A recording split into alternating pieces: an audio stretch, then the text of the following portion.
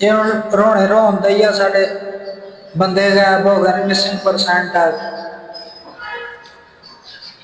Missing percent ਤੇ ਆਪੇ ਹੋਣਾ ਜਦੋਂ ਤੁਸੀਂ ਫੌਜੀ ਅਹਿਲਕਾਰਾਂ ਨੂੰ ਉਦੋਂ ਤੇ ਤਸ਼ੱਦਦ ਕਰੋਗੇ, ਮਾਰੋਗੇ, ਫਿਰ ਤੇ ਆਪੇ ਹੋਣੇ ਨੇ। ਅਗਰ ਫੌਜੀਆਂ ਦਾ ਵੀ ਦਿਫਾਅ ਦਾ ਹੱਕ ਆ, ਉਹਨਾਂ ਦਾ ਵੀ ਦਿਫਾਅ ਦਾ ਹੱਕ ਆ ਭਾਈ ਉਹਨਾਂ ਦਾ। ਜੇ ਤੁਸੀਂ ਕੋਈ ਵੀ ਉਹਨੂੰ ਕਹਿੰਦੇ ਹੋ, ਧਰਨਾ ਦਿੰਦੇ ਹੋ, ਤੇ ਉਹਦੇ ਵਿੱਚ ਤੁਸੀਂ ਹੁਣ ਗਲਤ ਬਿਆਨੀ ਕਰੋ, ਇੱਕ ਬਿਆਨੀਆਂ ਬਣਾਉਣ ਦੀ ਕੋਸ਼ਿਸ਼ ਕਰੋ, ਤੇ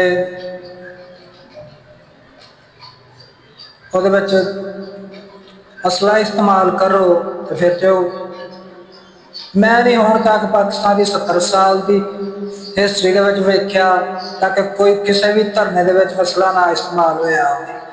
ਹਰ ਧਰਨੇ ਦੇ ਵਿੱਚ ਅਸਲਾ ਲਾਜ਼ਮੀ ਇਸਤੇਮਾਲ ਹੁੰਦਾ ਪਿਆ ਹੈ।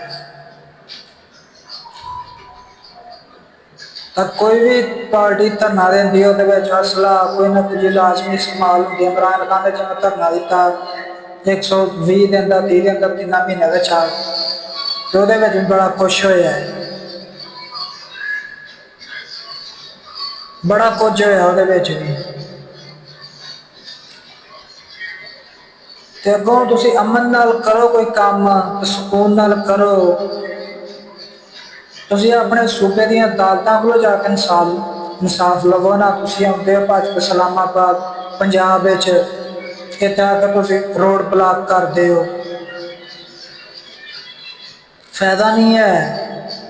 ਉੱਥੇ ਦੀਆਂ ਬਲੋਚਿਸਤਾਨ ਦੀਆਂ ਅਦਾਲਤਾਂ ਨਹੀਂ ਹੈ, ਉੱਥੇ ਕਾਨੂੰਨ ਨਹੀਂ ਹੈ।